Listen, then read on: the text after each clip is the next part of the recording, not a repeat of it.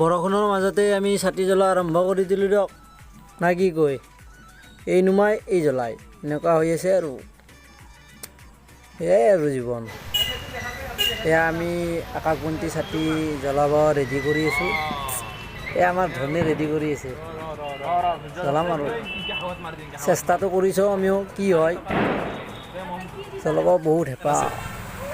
সেই জ্বলাব আৰম্ভ কৰি আছোঁ আৰু এয়া আমাৰ মানে ৰেডি হৈছে আৰু চাই থাকক ভিডিঅ'টো। এয়া ৰেডি হৈছে, এয়া জ্বলাই আছোঁ,